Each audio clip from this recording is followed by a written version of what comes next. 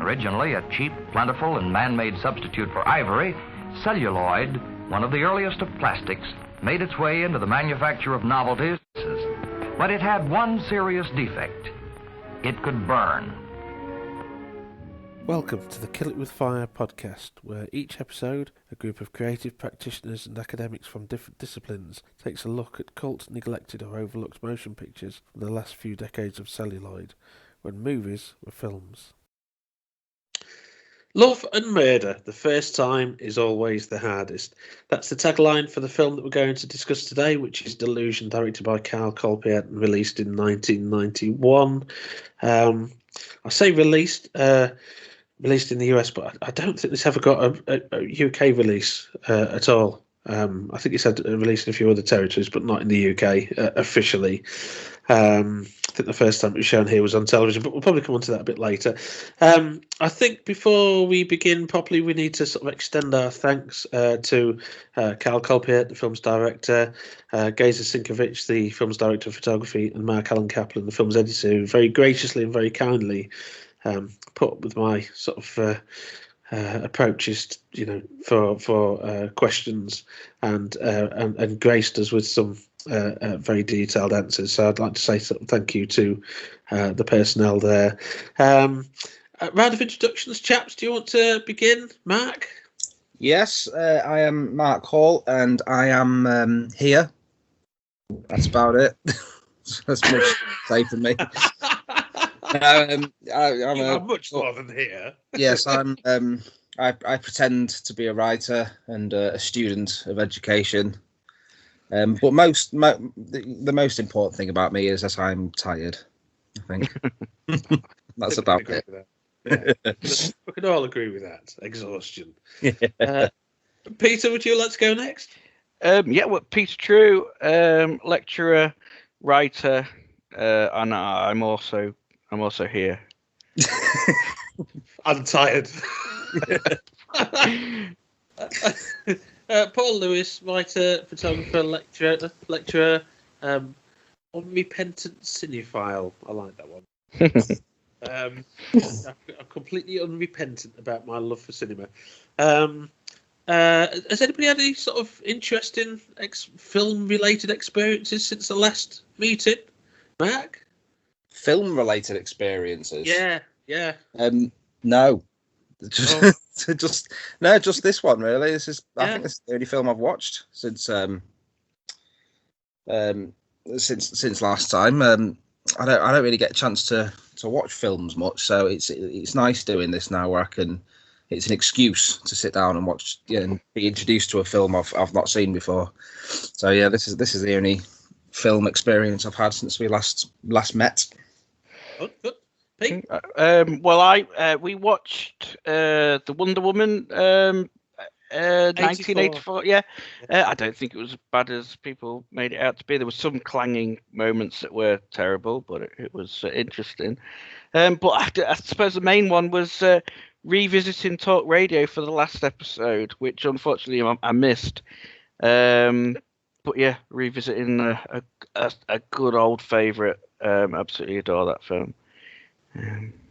I had last week I wrote a piece about Fred Burnley's 1972 horror film Neither the Sea Nor the Sand, based on Gordon Honeycomb's novel of 1969. Gordon Honeycomb, those of us of a certain age will probably recall he was one of ITN's most loved newsreaders. You're far too young, Mark. You might be too young to remember Gordon Honeycomb, Peter. But yeah, that was interesting to revisit that. And I also pitched last week a piece for publication about one of my favourite British horror films, it's just coming into its 50th anniversary this year. Crikey, I had to think about that. That was picked up, so I'll reveal a bit more about that probably at a later date. But I've been watching that. I've watched that 3 times in preparation over the past week in preparation for writing this article. But yeah, I'm quite excited about that. But anyway, moving swiftly on. Talk about Delusion. first encounters. I think I know how this is going to go, to be honest with you. But Mark, what was your first encounter with Delusion? I watched it last night. No, yes, just for this. To be honest, I've never heard of it until it was brought up for this purpose.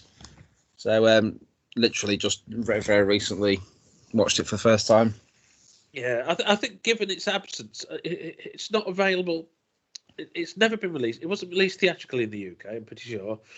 It never had a video release, I don't think, over here. The first time, sorry, Pete, I'm stepping on your toes.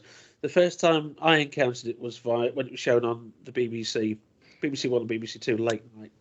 It'd been 93 or 94, I think, because I'd seen Carl Secor in Homicide: Life on the Street, which was shown over here about, I think, 93, 94. So it's probably around about that time. And I recognised Carl Secor as Tim Bayliss from Homicide.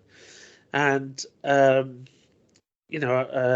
that, I imported the US videotape, which is a full screen tape. The TV screen was full screen as well. I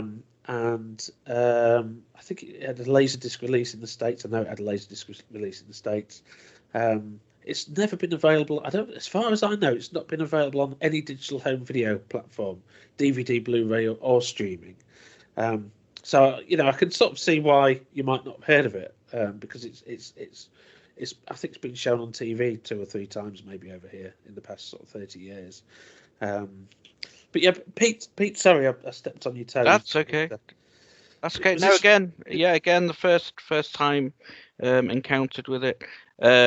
Interesting because the cover image for it just made me instantly think of I don't know if anyone will know this, Eversmile, New Jersey film with Daniel Day-Lewis, directed by Carlos Sorin. He plays a traveling dentist. Travels South America on a motorcycle, promoting the Eversmile Foundation of dentistry. A very strange film. It's absolutely wonderful. But it's that the cover art, and I think it bores through to the rest of the film. The sort of my first impressions from the cover of this quirky desert located sort of thing. So it was completely fresh to it. The only thing that's familiar looking at the director was his producer of Hurly Burly, which is a great film. But yes, this was my first encounter with the film. Yeah. Hurly Burly, 1998. Yeah, Sean Penn, Kevin Spacey, Chaz Palminteri. Yeah, based on David Rabe's play, wasn't it? I'd forgotten about that, actually, Peter. It's funny that you mentioned that, because I'd completely forgotten about that. I'll probably come on to Cineville maybe a bit later as a production company. Would anybody like to offer a synopsis? Mark, would you like to? Yeah, sure. So the film opens with much business talk and business meetings, where a gentleman is seen to be embezzling funds to go and start a new computer-based company, funds with which then he goes and drives through the desert with to go to Reno. He picks up a couple of people who seem to have been in an accident, who reminded me very much of the the couple who robbed the diner in Pulp Fiction. Yes, yeah. Them two. And then they drive through the desert, and things get a little bit more serious when the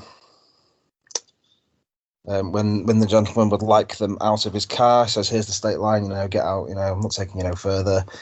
And then guns come out, very shiny guns. Which I expected to see a close up of that handgun when it say either Montague or Capulet on it. I mean, I'm not an expert on handguns, I have to say, but are they not like high caliber, 50 cal or something like a Desert Eagle or something like that, isn't it? Yeah. I think it was it a 911. I think it was shown having a silencer in terms of the sound, but it didn't have a silencer. That got me. Yeah, because every time he shoots it, it's got that sort of silenced, Pierce Brosnan, James Bond silence noise, but it hasn't got a silencer on the gun, has it? No. And the noise it makes when he cocks it is much louder than when he shoots it. That's a small.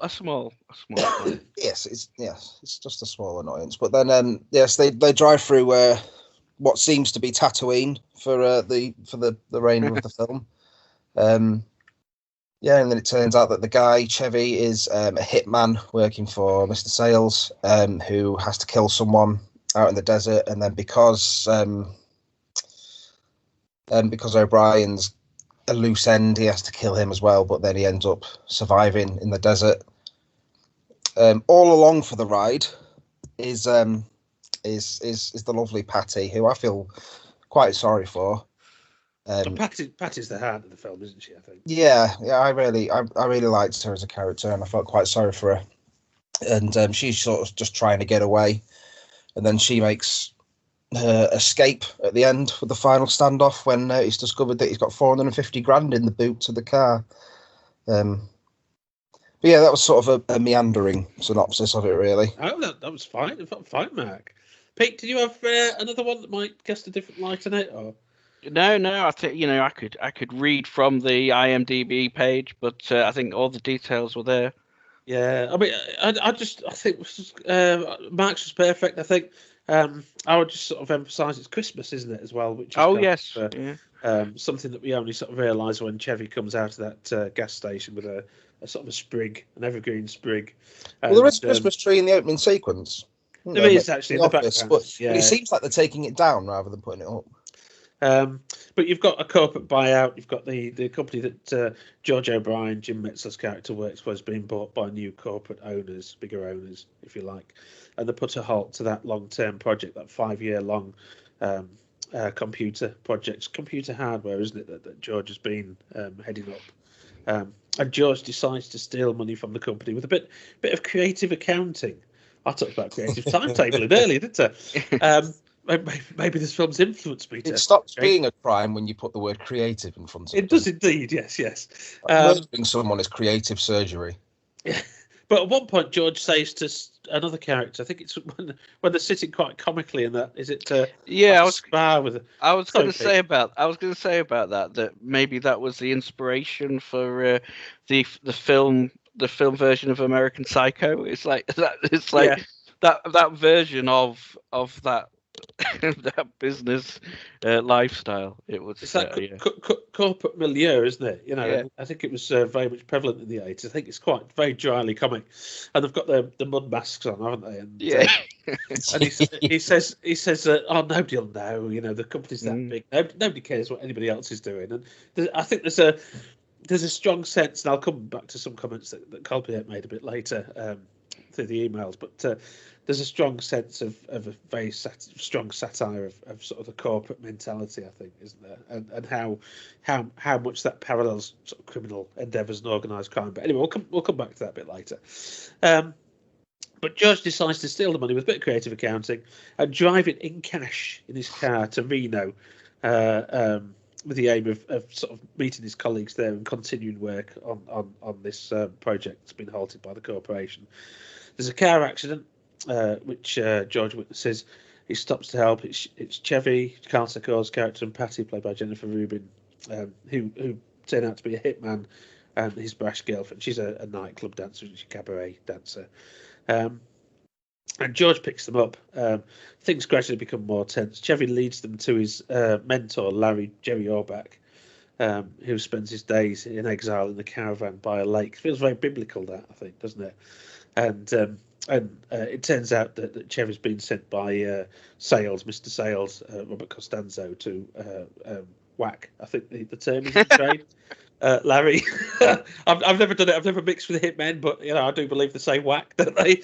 Make sleep with the fishes. He sleeps with the fishes. Yeah. There's a couple of Godfather references, isn't there? There's that line that Chevy keeps repeating about it's not personal, it's just business. Just business. Which is a line that Michael says in The Godfather, isn't it? Well, I wouldn't know, would I, Paul? Have you not seen The Godfather, Peter? No, I confessed that on the last episode. Yeah, I'd forgotten. Yeah, I've just remembered. It's sort of Gross Point Blank as well. That reminded me of that because obviously I haven't seen Godfather, but Gross Point Blank. That's the mantra there as well. It's not me. Yeah. When you watch The Godfather, you go, now the past 40 years of film, or 50 years, is it now, film history, all falls into place. And then it's got something to do with oranges, isn't there? Yeah, there's oranges. There's some wine. There's Marlon Brando. It's a good film. Very long. It's about a horse. It's about There's a horse. Yeah. I've completely lost my train of thought now. Sorry. No, it's all right.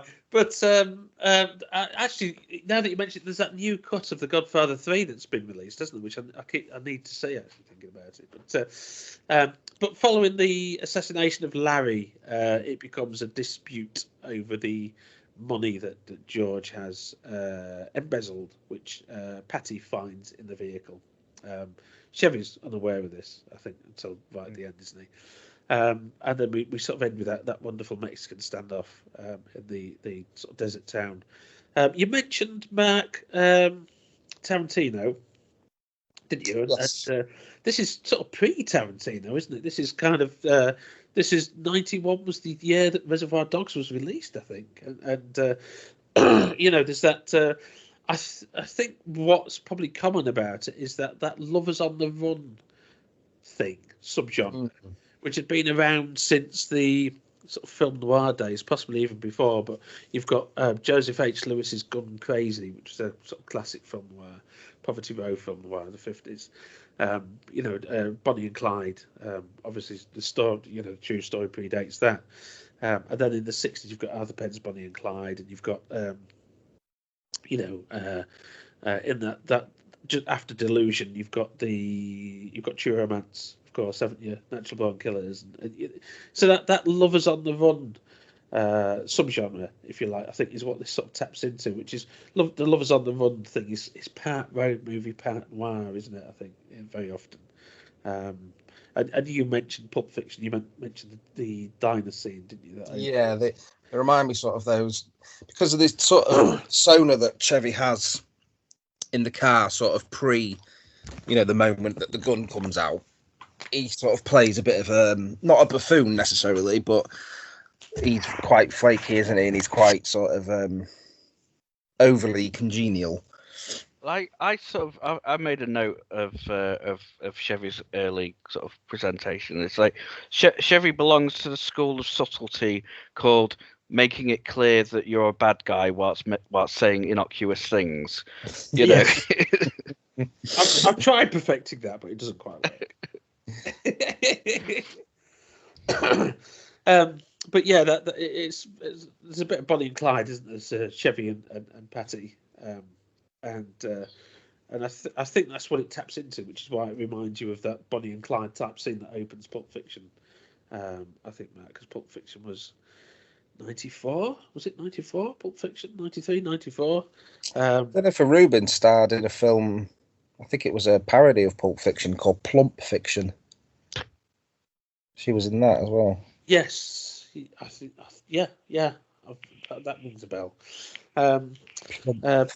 But yeah, became a sort of a thing in the mid 90s again. Lovers on the Run subgenre.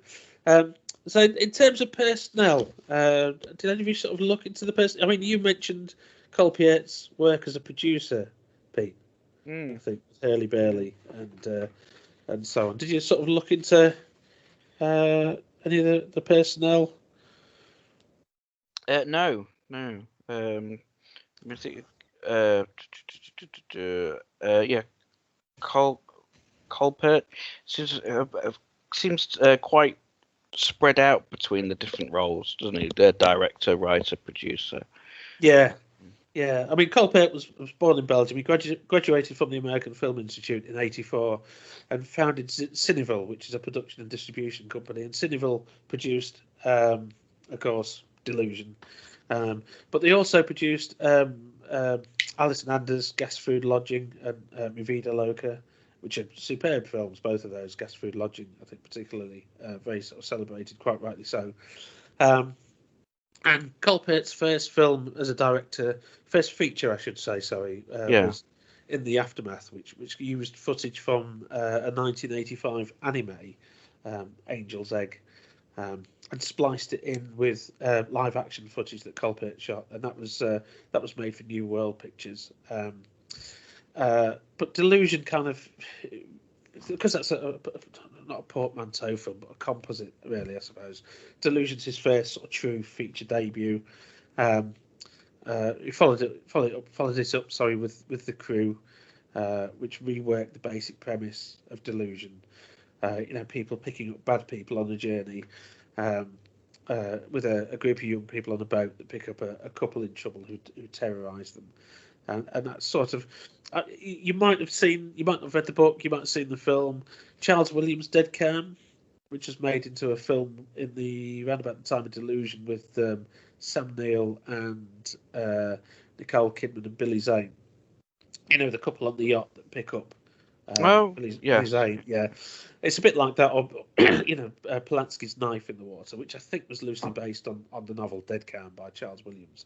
So the Crew's a bit like that. And from there we've got obviously Facade in '99 and Drowning on Dry Land, The Affair in 2004, G.I. Jesus, and Black Limousine in 2010, which I think is to date his most recently released film. That was quite interesting, Black Limousine. I haven't seen it about 10 years, but I remember liking it when I saw it.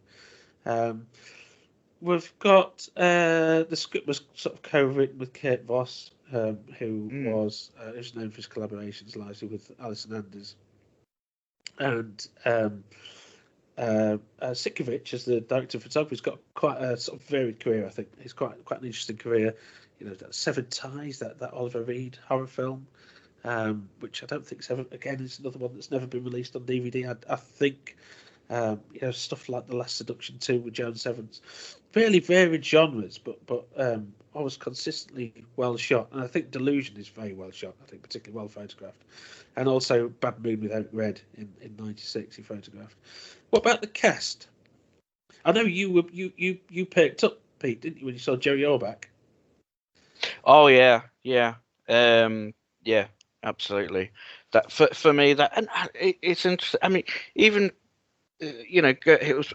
I'm sure it's all intentional. That really tangible echoing of those noir films. He even gives him the hat.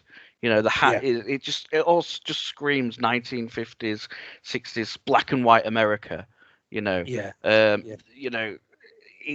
just exudes that he's got this past and that is from this old way of doing things so perfectly. Yeah, and I think that caravan by the lake and sort of barbecuing steaks. It's all. His big objection to being whacked is that it's a waste of good steak. Yeah, waste of a good porterhouse, isn't it? It's a porterhouse, yeah. Well, at least let me finish my steak first. Yeah. I mean, Orbach's got such a varied career. I mean, I sort of grew up with. Law and Order. I was an avid watcher of Law and Order, which he wasn't in until I think season 3, thereabouts. But I was an avid watcher of Law and Order in the 90s, and he's got such a varied career way before that, of course, and had such a sort of a recognisable, a character actor, but very recognisable character actor, I think, isn't he, Orbach? What about the other performances? We've got Metzler, Sikor, Ruben. It was really interesting what you're saying about Ruben as Patty, that she was the heart of the film. Because for me, maybe towards the end, but there were bits in it that it just didn't gel for me. in that she seemed to be. There was a couple of key moments where the film was making an obvious point of presenting her as someone special, someone like some sort of delicate flower or something that was where she sort of the two men are fighting and she's sort of staring out of the back of the car sort of with tears in her eyes, and we sort of focus on that, and then there's another moment where the two men are fighting again, and she's sort of dancing wildly to the music sort of thing. Where is it? Yeah, moments that appeared to attempt to show an extra depth to her character, which for me didn't seem to work. It seemed to fall flat for me. I didn't buy into that character until later on in the motel, and she sort of starts to share her failure of being intimate with anyone, and no one touches me, no one's ever touched me, sort of thing. But some of those earlier moments, she struck me as a bit annoying. But it's really interesting to hear that it wasn't the case with everyone. Yeah, I think as the narrative goes on, she sort of reveals hidden depths, doesn't she? I think, and you mentioned that fight scene in the car, and it's interesting that Sinkovics sort of raised that. I sort of asked the question as to the extent to which the film was how closely was it storyboarded, and Sinkovics says that in that scene where Chevy and George are fighting in the back of the car, Patty's hitting the steering wheel, trying to ignore the fight. I think that's the scene you mentioned, Peter, isn't it? I think that's the one. Well, there's two different ones, yeah. Two different scenes. Sinkovics said, quoted, "We were planning to cover the fight in a classical way and cut back to her, but it was too late in the afternoon and there wasn't any time left. So they decided to stay with Patty, keeping her in the foreground and show the two in the background instead of cutting back and shooting enough coverage to cut back and forth between them." And Sinkovics said that it turned out that was the best way to show what's happening in one shot. Coverage on the fight was not necessary. So that's quite interesting, because that was something that was improvised, if you like, on set, if you like. And I think there's a lot of those kind of shots that keep Patty in the centre. I mean, metaphorically as well as sort of literally in terms of the photography, that reinforce her role, position, if you like, as the witness to this sort of battleground between these two men. If that makes sense. That sort of Patty's our eyes into sort of the squabbles between George and Chevy. And I know you struggled with the first sort of 20 minutes, Pete, didn't you, till you got to Jerry Orbach in the caravan. I suppose I was worried a little bit that she was going to be presented as because she was in some way quirky or emotionally damaged. There's an assumption there at the beginning. Like I say, I think it plays through well by the towards the end at the motel and stuff. That maybe if we'd had something like that earlier on, it wouldn't have sort of sat uneasy with me. But there was a worry that she was just being presented as quirky or somehow emotionally damaged. There was a depth to her that somehow exonerated her from her behavior, sort of thing. That idea of, I think it's in As Good as It Gets, Jack Nicholson film, where he describes writing for women as I take a man and I remove all sense of reason and accountability. Yeah. That she was just going to be presented as being able to do whatever she ends up doing, just because she's got some undisclosed depth to her or quirkiness to her. She's got short hair and she wears a flowery dress or something and dances to music. Therefore. Sorry, Pete. No. I was just going to say, I think what you're sort of referring to is that manic pixie dream girl phenomenon, isn't it? Yeah. And I think you sort of you feel the sort of classic mole.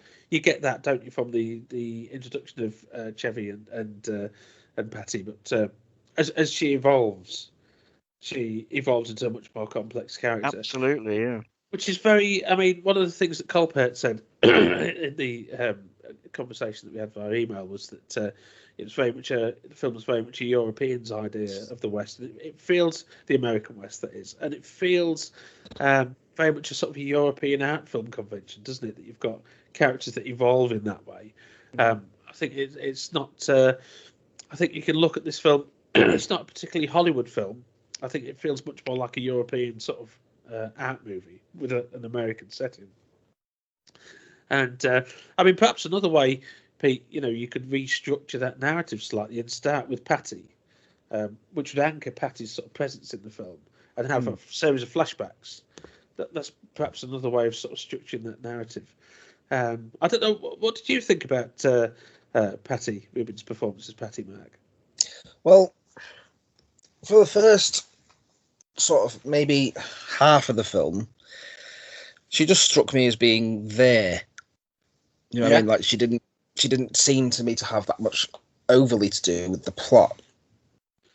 And there were times where I was not necessarily annoyed by her inclusion, but there was times where I was thinking, what's she adding here? And it's like with you two, as it goes on, you realise that she is she's more of a character. She is a character in her own right, isn't she? And she does have some. Obviously, she accuses Chevy of having emotional problems, doesn't she? Quite early on in the film, when she quite clearly has emotional problems of her own. Yes, and I think they all do, don't they? Each one of them absolutely has some sort of mental, emotional issue. But then as the film goes on, I start to sort of sympathise with her a bit and feel a bit sorry for her because she seems to be sort of stuck in a rut of she's with Chevy and she's rather than leaving him, she's trying to sort of anchor him and change him into what she wants from a relationship and as a person. So that's when she does manage to find her out, she finds the money and she buys the ticket. I feel quite happy for her in the end because I have come to feel a bit sorry for her, especially with the scene where obviously Chevy returns and he slaps her about a bit, and then there's the scene on the bed as well. The rape scene, which it's really unpleasant. It's not graphic, it's not explicit. You see the look on her face though, don't you? And you see the disgust in her eyes and the pain in her eyes, don't you? Yeah, and it's interesting as well because you think maybe that when she discloses to earlier that she's never been reached by a man, she's never achieved orgasm and things like that when she first says that you think, oh, maybe there's something quirky wrong with her physically or something, but then when that scene happens you think, well, maybe that's all her encounters with men have been like that. And that's why she's not been moved emotionally or physically by men, because it's all been in that environment and in that way, it sort of leads you to believe that she's lived her life thus far thinking that she's got to have some sort of male presence in her life to be worth anything. And then when she manages to get in the car on her own, and then she stops by the side of them, doesn't she? She says, "Oh, is anyone going to come with me?" And none of them do, and she's like, "All right, whatever," and she drives off. It's nice because she's managed to sort of realise that she can do what she wants and she can be on her own and she'll succeed. Yeah. And then it also makes you feel sorry for her again because she's driving away at this sort of pivotal, climax of the film, and then she's just driven out and forgotten about it, isn't she? Yeah. Again, that leads you back to the start of the film where you think, well, what was it necessary to have her there? Yeah. Well, the camera follows her point of view, doesn't it? She leaves Chevy and George behind. And I'll come back to that ending, I think, a bit later because some interesting stuff came out in the interviews with Colpaert and Sinkovics about the ending of the film. I suppose there's a couple of interesting things with it. I mean, she start. Like, I think you're right. That relationship she's got with men, that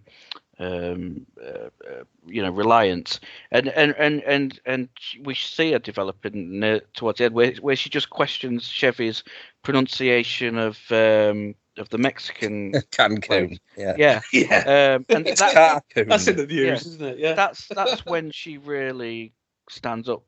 That's when she sort of starts to change and sort of sees an alternative, maybe. But also, I think mentioning that bit where she asks who's going to come with me. I remember watching that and thinking, why would they go with this? Whether I missed something, but it's like, does she really expect either of them to care about her enough to go with her? I think the point is, Pete, that you've got these two guys that are sort of toxic men in the modern parts that are duking it out over a suitcase full of money, and she represents something more positive, you might say, something more human, and there's that. I think it's very symbolic. She's sort of they both tell her at that point to bring the bag of money to them, and she says, "You two figure it out." She's exasperated at that point. And Chevy says to her, "Sorry, Pete." Chevy says to her, "Where are you going?" And Patty says, "Leaving." Chevy says, "You'll not do this to me," which connects to earlier in that rape scene, which is, as I say, is really unpleasant. But when Chevy says to her, I'm just getting the line. Where's the line? After his sort of sweaty close-ups of faces, and I mean, it's a deliberately unpleasant rape scene. And he tells her that he needs her, doesn't he? He can't work or something like that, isn't it? He says, don't ever leave me. And then at the end, she does, doesn't she? Of course. And Chevy says, "You'll not do this to me." And Patty says, "Oh, I see. It's you that it's being done to." Yeah. And then she says, "Any of you guys coming with me? I know it's a tough decision, a real tough one. It's a lot of money, but I just want to see how much you guys care for me." And it's sort of, like I say, symbolically, it's that sort of sense. I don't know if any of you read when I was at school. We had the school library, and I used to go in there at playtimes, and we had a copy of Robert Ardrey's The Territorial Imperative from the late 60s. I don't know if any of you have read that. No. Well, basically, it's a book that suggests it was very influential on Sam Peckinpah as a filmmaker that I'm very interested in some way. I've got a book project that's Peckinpah that might be on the cards, but it's very much an idea that all behaviour, and by that Ardrey means all male behaviour, is sort of dictated by territory and ownership. And I think you get that at the end of Delusion, because these two guys it's about the ownership of Patty, because George sleeps with her. Elliptically, it sort of cuts away. She says, "I've never had an orgasm. Does your wife have orgasms?" And she says, "I want an orgasm for Christmas." I say that. It sounds awfully like Kenneth Williams, doesn't it, the Carry On film? "I want an orgasm for Christmas." And George says to her, "Well, ask Santa." I think it's a wonderful line. And then it sort of cuts to Chevy, I think, in Las Vegas. And there's the implication that George and Patty have slept together, and then Chevy comes in, and he's got to assert his ownership of Patty by raping her, and likewise it's the same with the money, isn't it? The squabbling over the money. So it's very. I mean, we use that term toxic masculinity these days, don't we? But I think that's I don't think that wasn't the term that you heard in '91, but I think that's very much what it's about. And Patty is just another, like, toy, a piece of land, a bit of territory, if you like, over which these two very sort of toxic men, materialistic men, squabble. And what she's saying is, I want to see how much you guys care for me, but they care more for the money than they do for a woman, which is, I think that's the point. Maybe it's a bit of a clumsy way of expressing it, Mark, but I can sort of see the point that's being made, I think. I think there is that element where she leaves, and where she's basically sort of saying, "I'll leave you boys to it. I'm out of the game now. You carry on with this, and I'm off." Yeah, it sort of shows that that it's a broadly held theory that women mature much quicker than men. Which to be fair, before we started recording, I did notice that you were in a Minecraft t-shirt, Peter. So yep, and Marvel pajama bottoms. What? I've got a Wayland Yutani hoodie on. It's cold in the house. So I've I'm got sat next to a Lego Batmobile, so. I think we've just proven the I point. think it is a very fair point to say that women possibly mature earlier than men, and given that, obviously, Pat is very young, isn't she? She's a lot younger, I feel, than Chevy and George. She feels it through her behaviour, doesn't she? I think. Yeah, but she makes the more mature decision at the end, doesn't she? Is to not fight over the money and just to remove herself from that, nasty situation that she's in. Exactly. Do you know what I mean? So I think it's a positive aspect of her character that she comes across as the mature one. Yeah, and there's also that moment where she's described a piece of ass, isn't it, by Robert Costanzo, Sales, when Chevy goes to Vegas and he speaks to Costanzo and the sort of the talk about Patty and Sales says, excuse me, he points out that he's slept with Patty too. The assumption might be that she's his former moll. And he says men who lay the same piece of ass can call each other by their first name. And we might come on to Costanzo a bit later, actually, because I think there's more to say about that scene. But again, it's asserting that male dominance and ownership, isn't it, all the way through? Yeah. Because he sort of tricks him at the end, doesn't he? Gets him to call him by his first name, and then at the end it's like, it's Mr. Sales, you dickhead, or something. I think it's a great scene. That I mean, it feels very. We've got the corporate world at the start that George is in, which is very ruthless, and he talks about hiring and firing, doesn't he? And he uses the term. Oh, what does he use the term for? Sort of letting people go. What's the word? But it's very violent. The language there, isn't it? The corporate space.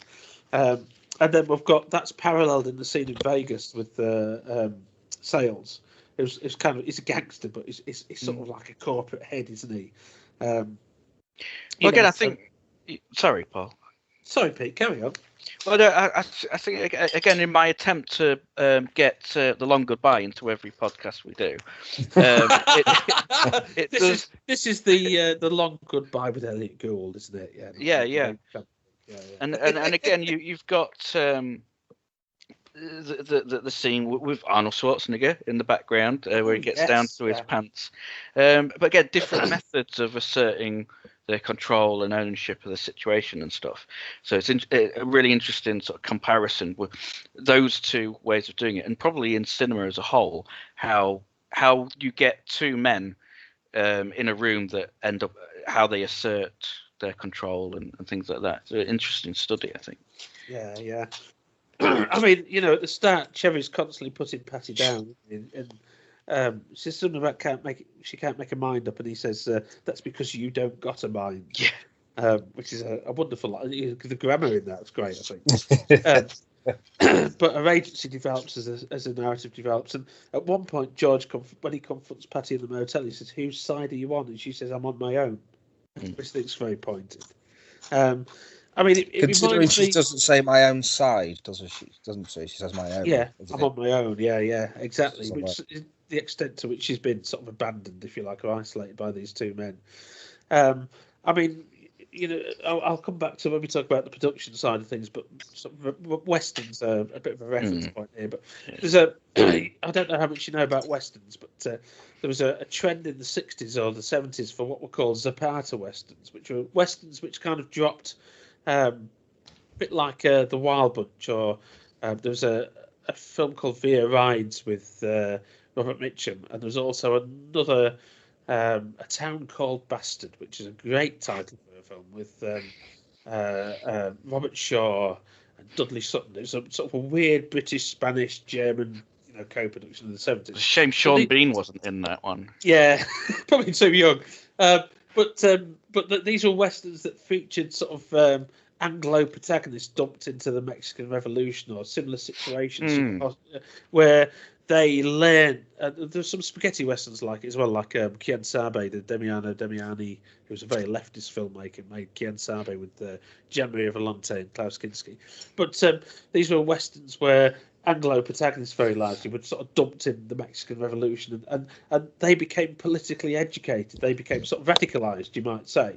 And this feels very much, Delusion feels very much like a Zapata Western, where instead of you've got an Anglo male protagonist who's educated politically, you've got Patty who's kind of educated as a woman and becomes a sort of an autonomous woman who asserts her own independence, if you like, at the end of the story. And Colpaert said, when I asked this question about the sort of feminist subtext, Colpaert said that it was a conscious element. The two male characters at the end were so obsessed with their deadly materialistic ideas that they forgot to live. George's blinding desire to succeed.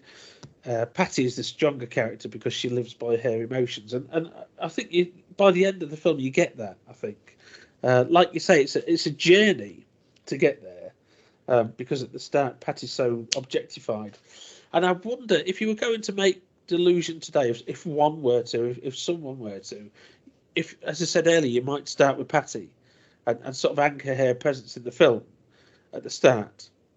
And rather than starting with George, because George is quite Well, I'll come on to this a bit later, maybe, but I think George is as unpleasant as Chevy. I think in many ways. I don't know how you feel about it. I mean, I really dislike George, actually.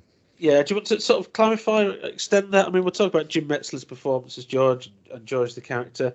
Do you want to sort of expand on that, Mark? It's difficult because obviously I think you're supposed to feel sorry for him because he's been kidnapped and he's trying to help these people out in the desert in his car that have had a very interesting looking crash. But then you need to remember as well that he is a criminal, the same, not necessarily to the same extent as Chevy because he's a murderer, but he has done something wrong and he is running away from the law as well. And I don't know, it's just his manner and his reactions to everything. He just comes across as very cold and polarized. It's sort of like he's been put in a terrible situation, where he's been kidnapped and his life's been threatened, and he is told, time and time again that he is going to be executed and he's going to die. And he just sort of takes it all in stride and barely reacts to it. And I don't understand that. Like, if I was in that situation and someone had told me that I was going to be executed, I would be, as panicked as all hell. But he just seems to be like, yeah, you know what I mean? I don't know. I just can't. There's something about him that not necessarily creeps me out, but just I just look at him and think, I don't like you. Yeah, I think the fact that he leaves me very cold. Yeah, he's very much a yuppie, isn't he? Yeah. At the start when he sees that crash, his materialism is sort of signalled there where he gets out. The first thing he says, I've got a phone I can call for help. He's got this car phone. Yeah, car phone. I mean, to the young kids, I don't know how well that travels. My daughter, where everybody's got a phone in the back pocket, I don't know. But, in 1991, it's a big thing, yeah. Yeah, I mean, it's kind of at one point Chevy destroys it. Does he cut the cable or something like that? Yes. And George is really angry about that, isn't he? But he's one also, of the toys that's been broken, isn't it? Yeah, and the fact that George has got this fancy car and Chevy, when he gets in, mocks it. He says, "What?" And I can't do the line. I can't deliver it in the same way that Sicko does. But what did you do to deserve such a fine automobile, George? He says, and he's taking the piss. Really. Yeah. And Patty at another point says when she's bargaining with Chevy to pick another victim, he says he's got a family, and then she goes from there because that doesn't work. She says he's important. He's got a car phone, So there's very much this sense that George is a yuppie, and I think that sort of situates the film within or in sort of in that milieu of the late 80s, early 90s pictures. These yuppie in peril films where you've got these sort of upperly mobile middle class professionals that are sort of threatened by these. Often it was a very class based social class-based sort of antagonism, working class characters. But you've got Unlawful Entry, haven't you, with Ray Liotta, and you've got Pacific Heights with Michael Keaton and the actress in Pacific Heights. Peter, can you remember off the top of your head when they're doing up the apartment and they get the tenant? And it's it turns out to be a bit of a maniac. It's Matthew Modine and is it Meg Ryan? Yeah, Melanie Griffith. Sorry, I get Meg Ryan and Melanie Griffith mixed up. I do apologise. But you've got Bad Influence, which is another one of these yuppie and peril films. You've got also Single White Female, The Hand That Rocks the Cradle.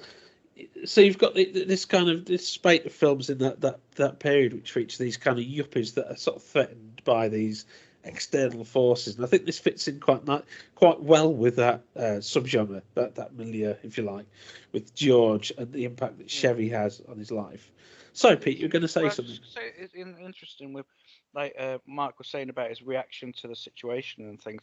Maybe it's that sense of arrogance or disconnection that he's above the situation somehow, and that he survived the corporate takeover thing at the beginning.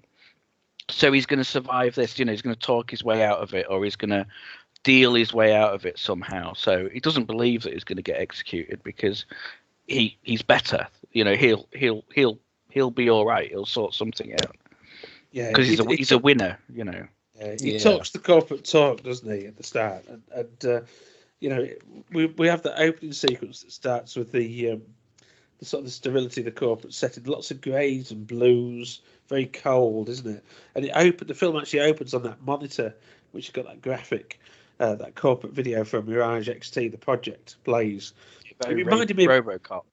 Yeah, it reminds me a bit of RoboCop. It reminds me more of Videodrome. The start of Videodrome when James Woods' Max Wren wakes up and it's Bridie on his TV monitor. Max, this is your wake-up call. And there's a woman off screen who's, I don't know who it is.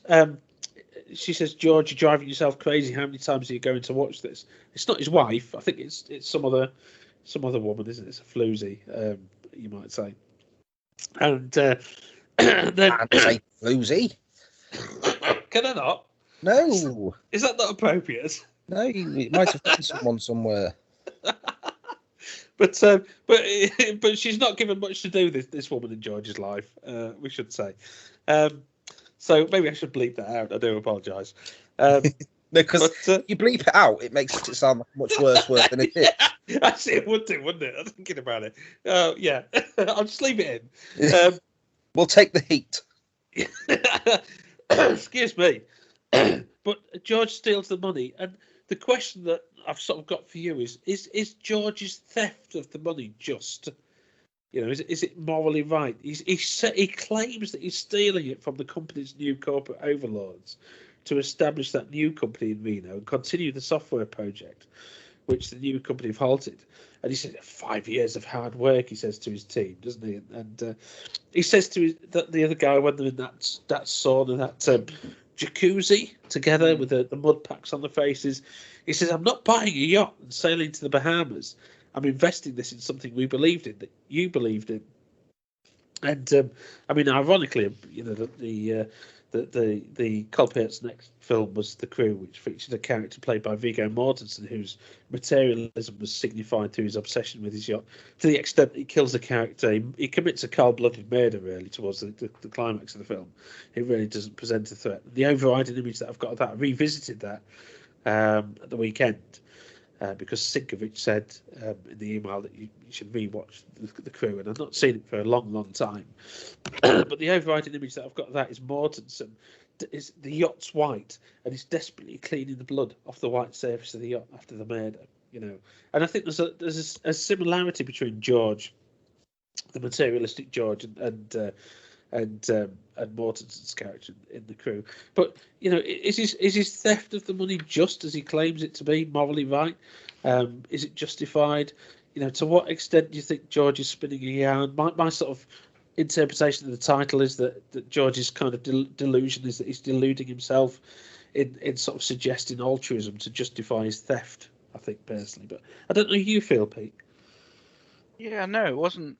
It wasn't something that I really picked up on. It's just, especially with the talking about it today, it just seemed that in the back of his mind, as the whole thing's going on, he's thinking, "Oh, I'm all right. I've got the money in the back. I've just got to get rid of these, and then I'll get away with it, and I've got my money." It didn't strike me as a just sort of crusade to, you know.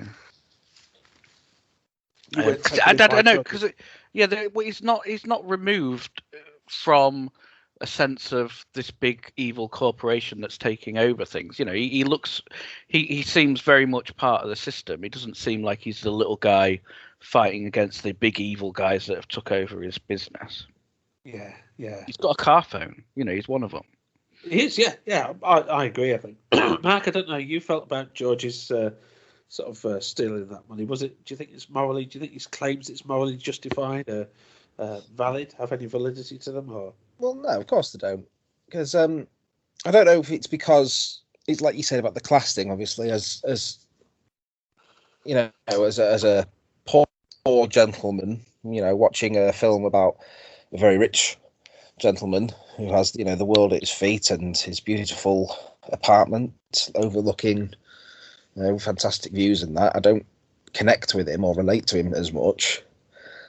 So by him going, you know, it's, you know, it's not like I'm stealing this so I can go buy a yacht. I'm doing it for a reason. Yeah, but you're still stealing it, aren't you? And it's still crime. It's still a crime. And if you're in that sort of high-powered, cutthroat world of business that he's in, unfortunately, these hostile takeovers and things like that, they happen all the time.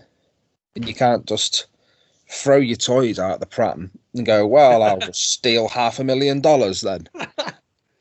Yeah, it seems very immature, I suppose is the word. Well, yeah, exactly. Yeah, and I think that's kind of the point that we expressed at the ending, isn't it? As well, we're just talking about the ending of the picture. I mean, Colpaert in email said that George's plan, quoting, George's plan was flawed from the beginning. The foundation of his plan was a lie. The lie slowly becomes a character when he picks up Chevy and Patty. And this leads to the white-collar criminal facing justice in Death Valley, which is where most of the picture was shot. His actions were predestined, if you like, by his own behaviour. And George in the film comments, as was said earlier, he comments on how easy that theft is. He says, nobody's going to find out, especially since the takeover. Nobody knows what anybody else is doing, especially the bosses. And I think I've worked for bosses that have done similar creative accounting. Mic drop there. I'll let that sink in. And then Colpaert said as well that, and I think this was very much this kind of creative sort of approach to financing was something that Colpaert was thinking about satirising in the film deliberately. As Colpaert says that, quote, this movie was written while he was working at New World Pictures, and he got the sense that the impression that nobody really cared about the movies that they were making at New World. It felt the company was a bit of a sort of financial scam in the sense that they weren't interested in the films that were being produced, and that was the backdrop for the George characters. That was the motivation really for sort of the narrative, if you like. What about Chevy? How do you feel about Chevy as a character and Sekor's performance as Chevy? I think it's quite interesting the way he can switch from being a sort of like I said earlier, not necessarily a buffoon, but sort of a strange, sort of happy, sort of elf-like gentleman. And then as soon as, you know, obviously something doesn't go his way, the aggression comes out, and not only the aggression, but also the whole sort of "woe is me" attitude, doesn't it? Obviously, I know self-victimization. Yeah, exactly. Yeah. I mean, he does drop that bomb that I know you're not fond of, Mark, where he says at some point when George is trying to buy his freedom. And Chevy says, any compromise would be an insult to my loyalty and my reputation. See, that's what's wrong with this country. No more loyalty. And we talked about that last time, didn't we, in reference to talk radio? Yeah. That phrase, this country. And Yeah, George yeah. says, sarcastic. Yeah. And George sarcastically says, yeah, that's right. That's what's wrong with this country. Good thing we got guys like you running around. I mean, what do you think about Chevy Pete?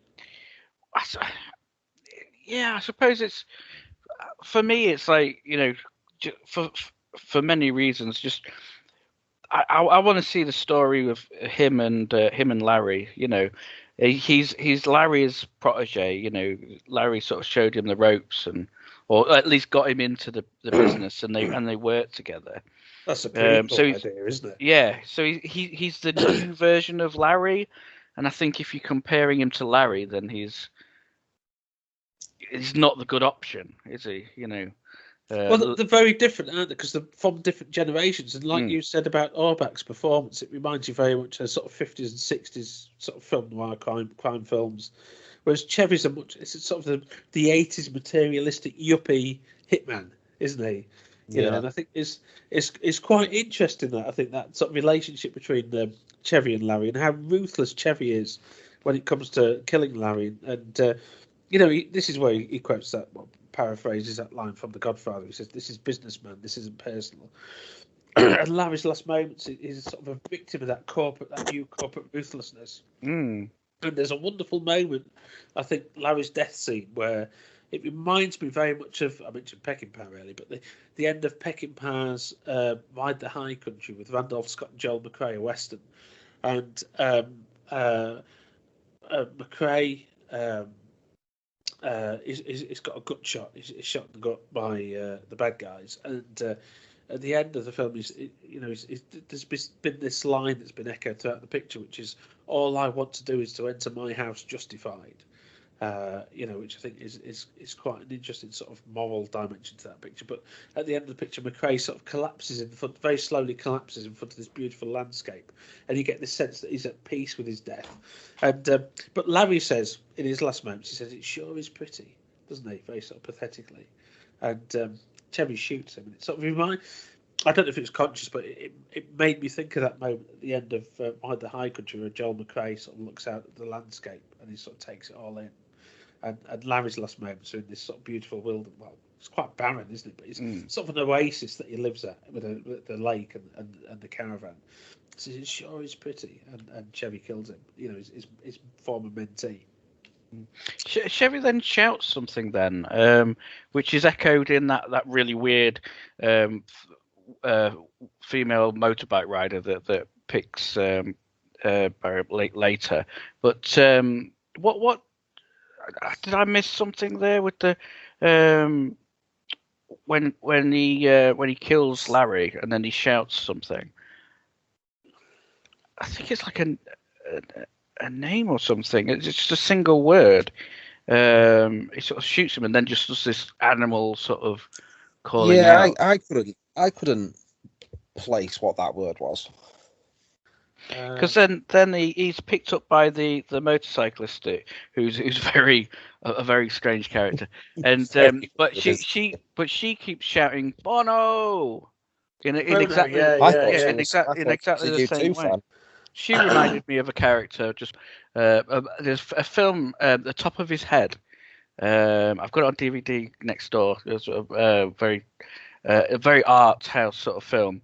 I don't know if you've heard of it, and I maybe grab who made it. But this guy there's a performance artist going around and sort of interfering with his life, sort of thing. He's very much like the character here. You know, he's sort of a yuppie, sort of. Well, he's failed businessman. He wants to be a yuppie, I guess, but. He meets this woman who's traveling around and she's going to go for an operation that's going to send her blind because they've got to remove this tumor, sort of thing. And he just sort of hangs around with her for a little bit as she's sort of taking photos of the world. For some reason, that character reminded me of her. Yeah, I mean the sort of the biker interlude. it's such an enigmatic moment, and again, it's sort of very much a European moment, I think. Yes, and she sort of wanders in and she's Bono, and I thought you were Bono. I lost him in the revolution. And he says, George says, what revolution? She says, the sexual revolution. And it's kind of, I think it's, I did ask the Colpaert and Sinkovics, whether anything else was shot with that bike, and apparently it wasn't. But it was meant to be enigmatic, and it feels very sort of curtailed and very elliptical, very enigmatic. But I think that's sort of mentioned in the sexual revolution, and how she's a woman on a motorbike in the desert, which is very atypical, and maybe that contrasts with Patty, doesn't it? It was kind of, and how she's been objectified by the men, and then she becomes very independent, if you like. And in some ways as well, George is initiated into the sort of the sexual revolution when Patty sort of, seduces him, or allows him to seduce her, perhaps. I think it's quite, that sequence with the bike, I think, is very memorable, isn't it? It feels very sort of left field, I think. I don't know, Mark, did you have any sort of feelings about that scene with the biker? I just found it quite confusing. To be honest, it's sort of it's considering how barren the landscape is and how empty it is and how very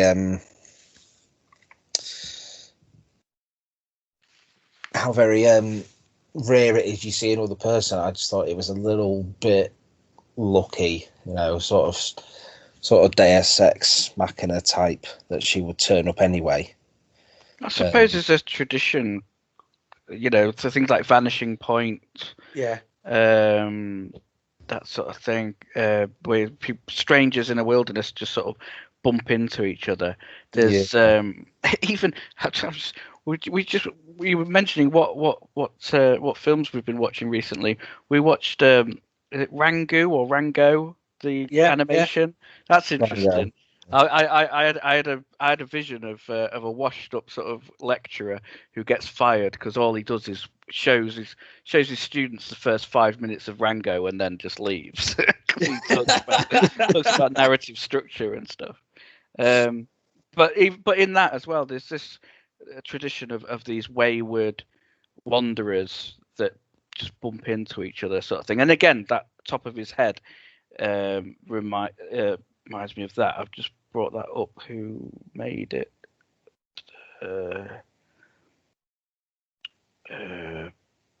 It's Canadian, which is interesting because it reminded me again of a film called Roadkill, not the more modern version, but again a Canadian film called Roadkill, which is anyway. I'm rabbiting whilst I'm trying to find this thing. Carry on. I'm sorry, it's very much sort of that Western vibe, isn't it? It's particularly spaghetti westerns, where characters sort of wander in the desert and sort of encounter.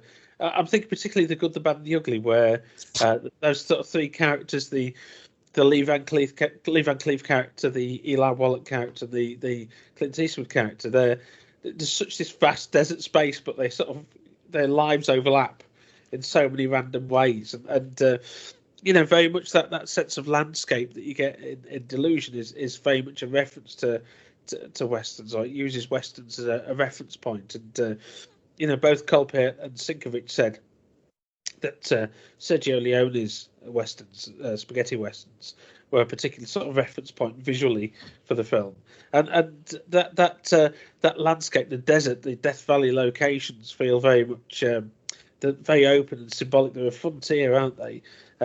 And it's got a sort of corollary in The Crew, Colpaert's other film that I mentioned earlier, where you've got the yacht on the sea, which is an empty space, and out of all that empty space, the yacht that Viggo Mortensen's piloting sort of comes across Jeremy Sisto, this disaster, this boat that sinks, explodes actually with Jeremy Sisto and his associate, and out of all that space, the lives of these people intersect randomly, and it's almost like purgatory, isn't it? It's almost like Dante-esque, like divine comedy, and the landscape's so immutable. It's a desert. It's been there that way for millions of years, Chevy says at one point to George, when the unexpected happens, you just got to let go.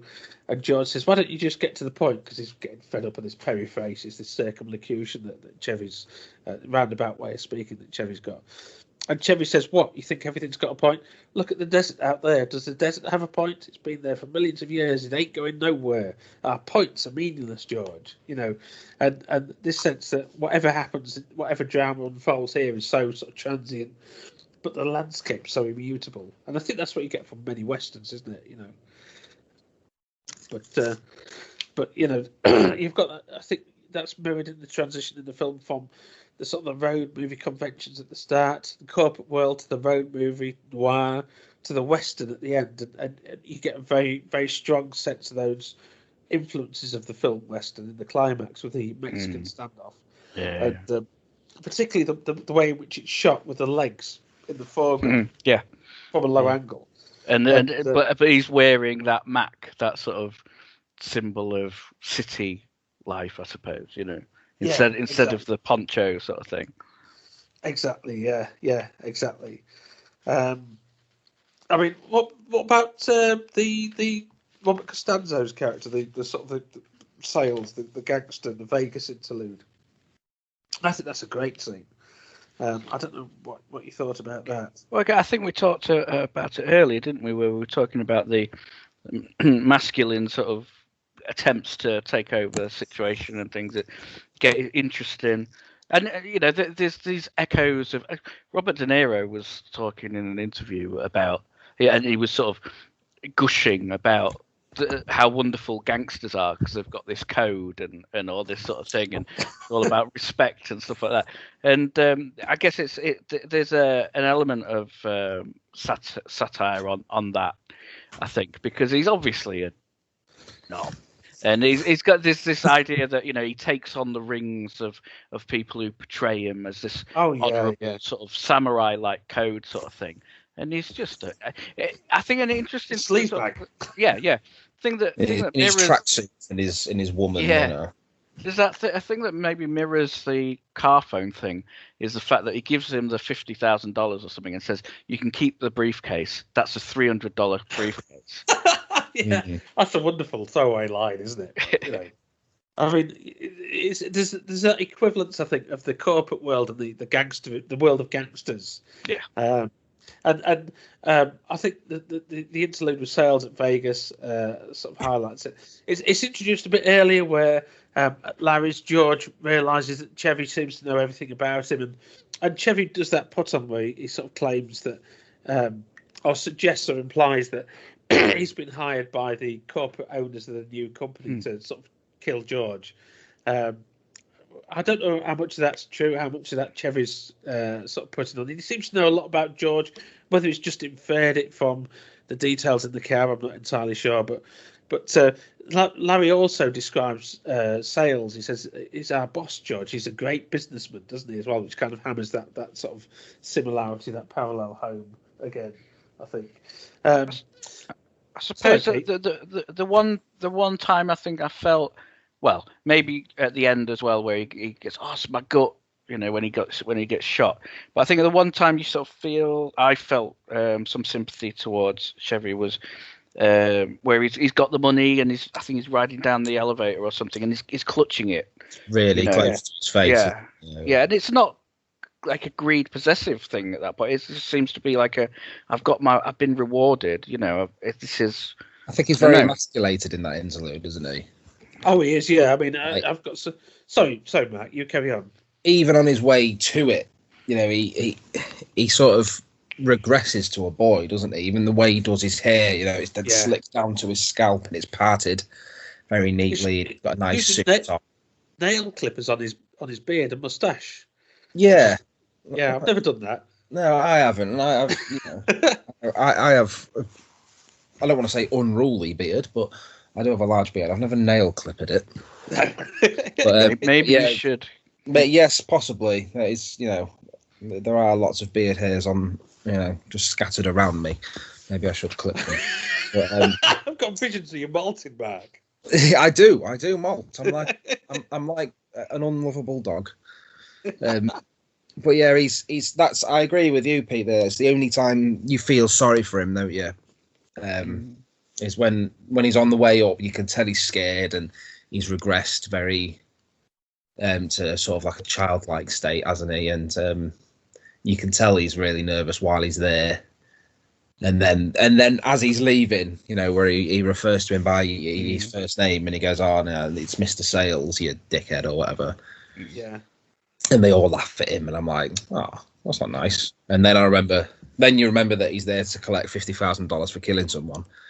And then he just goes and he reverts back to, you know, his horrible, annoying, aggressive character. And it goes back to rape. Yeah, exactly. I was going to say that could be one of the reasons why his reaction to Patty when he gets back is so horrible, because he's had a lot of his masculinity stripped away from him, hasn't he? And he feels the need to reassert himself as a dominant figure, and he does it in such a horrible way. And he blows that money, doesn't he, in the casinos as well? It all goes straight back into the pockets of the mob, you would assume. Yeah. I mean, once in my life I understood the game of craps. I don't get it. I taught my kids blackjack, what do they call it? 21. Camping. What do they call it in the casinos? Blackjack. Blackjack 21? Is it blackjack? Yeah. Anyway. Or pontoon or something. I don't know. I've never been in the casino. I have to admit. And yeah.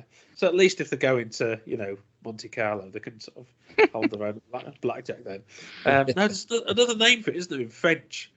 It's always in the James Bond books. That's the game that he plays. Baccarat, not Baccarat. Baccarat. Anyway. Is it Baccarat? That's a bold detective or something, isn't it? I think that's Montalbano, isn't it? Anyway. There is a game. Enough of the card games. But Costanzo, I think Costanzo's great, and it's got the right sense of sort of threat and sort of sliminess, and it ridicules. You know, Chevy at that point has been the film's major antagonist. Patty's been quite passive up till that point, and you know, obviously her character develops in that sequence of the film. But Chevy comes out earlier, you know, from the gas station with the sort of the miniature Christmas tree, the candy cane, and the weird mask with the dog's nose on it, doesn't he? So that we already know he's quite childlike, but in Vegas he's really shown to be quite pathetic. He's ridiculed by sales, as you've said quite rightly, and his hoodlums. And there's that weird moment where they have that sort of barbershop trio, barbershop quartet as well, isn't there? And then Sales makes Chevy dance with him and Annabelle, this girl called Annabelle. And he tells him he's a very handsome man or something, doesn't he? Yeah.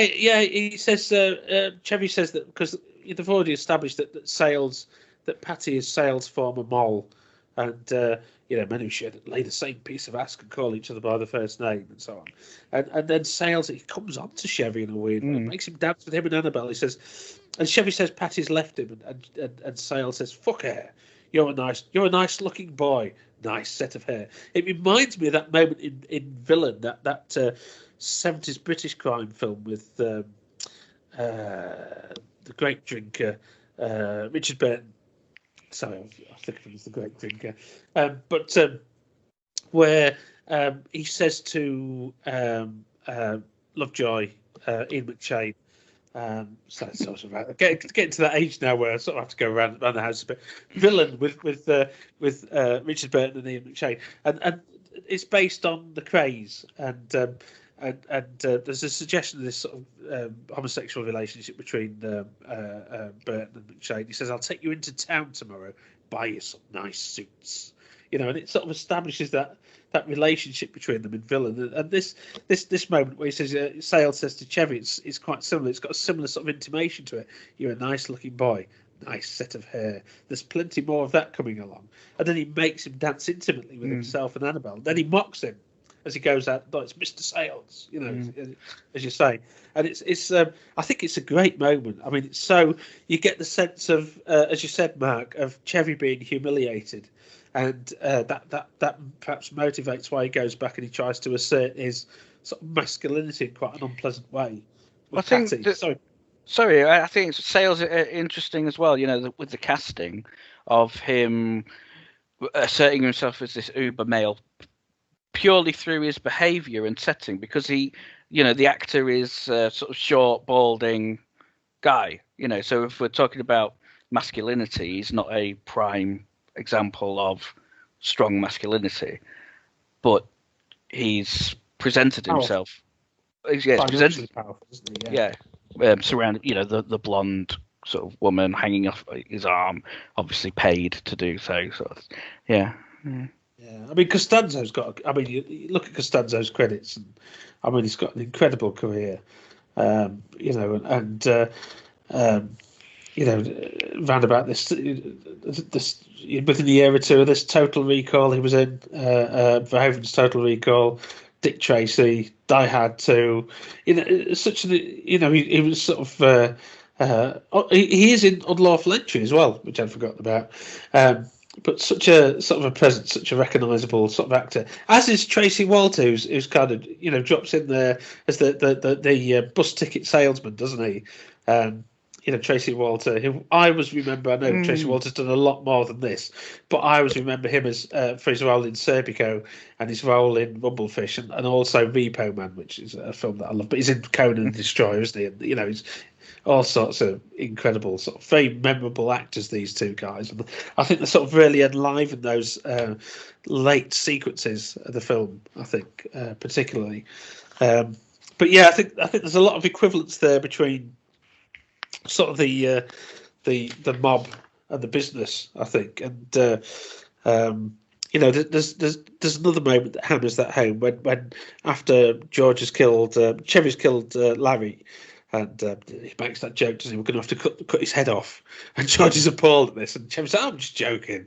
And but he has that conversation, Chevy does, with Patty a bit later.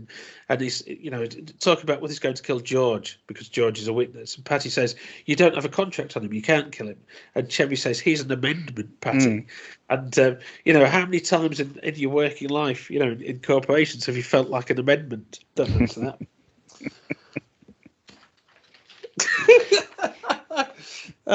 Moving swiftly on. You've got this. I think you've got this to come, haven't you, Mark? Bless you. Bless your little cock socks. I'm 31. yeah, the little cotton socks to me, mate. Sorry, I don't mean to. I just meant that's being funny. I'm not patronising. But I mean, what about the parallels with some classic films noir? I mean, to me, this feels very much like a neo-noir. It feels very noir. I know, Colpaert said when I asked about the sort of the connections to neo-noir. I mean, of course, sort of classic films noir, the 40s and the 50s. Most of those weren't sort of made as films noir. The label was applied later by French critics. But looking back, you can see that they are a sort of a unified group of films, the Maltese Falcon and Touch of Evil and so on and so forth. And I think you can see, looking back, that those are sort of very similar films that are connected in some way by this noir label. And likewise, we've been talking for... And talk radio is a bit of an adjunct to this, but I think talk radio, Pete, is very much a neo-noir in many ways, in its worldview, the way that it looks at the world. It's very sort of cynical. It's shot in a very noirish way. And I did ask. I think it fits in that sense. And I did ask Sinkovics and Colpaert about the neo-noir label, and kind of the response was that Colpaert didn't really think of this as noir at the time, but the intention was to make a road movie, really, which is a very noirish subgenre anyway. But it wasn't self-consciously sort of developed as a neo-noir. But again, I think looking back, retrospectively, you can sort of see that connection between a film like this and After Dark, My Sweet, and One False Move, which Jim Metzler was in. One False Move, wasn't he? A Simple Plan, which we've discussed as well. You know, I think you can see the parallels between these. But in terms of that sort of very movie noir connection, I think that there are parallels here between Edgar Ulmer's Detour. I don't know if any of you have seen that, 1945 film noir. Again, hitchhikers, picked up murders and so on. Another film, one of my favourite films actually, probably in my top 10, is Ida Lupino's The Hitchhiker from 1953, which is about two friends that are out on a fishing trip who pick up a hitchhiker who turns out to be a murderer. That's the Devil Thumbs a Ride. Devil Thumbs a Ride, yeah. I mean, a couple of years after Delusion, of course, you've got Dominic Sayner's California with Brad Pitt and David Duchovny and Michelle Forbes, where Duchovny and Forbes are a yuppie couple, and he's writing a book about serial killers, I think, and they go and visit a sort of a locations associated with serial killers, and Juliette Lewis, of course, is in it as well too. How could I forget her? But you know that they take Brad Pitt and Juliette Lewis with them, unaware that Brad Pitt's a murderer, a serial killer himself. You might have seen that. Has anybody seen California with a K? I think it definitely rings a bell. Again, it's another one that's not. It was kind of fallen by the wayside since, but there was another film in '93, a couple of years after Delusion, with called Trouble Bound, with Michael Madsen and Patricia Arquette. Madsen's a petty thief, and he picks up Patricia Arquette, and it turns out that she's out to murder a guy from the mob. True Romance as well. You know, again, 93. So there are lots of sort of parallels, I think, there with that noir and neo-noir structure of the picking up dangerous hitchhikers on the road. But the other film that I think the structure of this reminds me a lot of is Psycho, particularly. Yes. You know. Yeah. So Pete, did you want to? That came to mind when you started this line. Immediately started thinking of Psycho when you started talking about this. Yeah. Yeah, because I mean, of course, in Psycho, we've got Marion Crane. She steals money from her employer, doesn't she? She's sort of travelling across the state. And in Delusion, of course, you've got George stealing the money from the company, the money that embezzles, and it parallels Marion's flight. But there's also that moment, and I should have asked Colpaert and Sinkovics if this was deliberate, but where the highway patrolman comes up to the car and he speaks to, he's got the mirrored sunglasses. And he speaks to Patty, because Patty's driving at that point, and George kind of bails him out.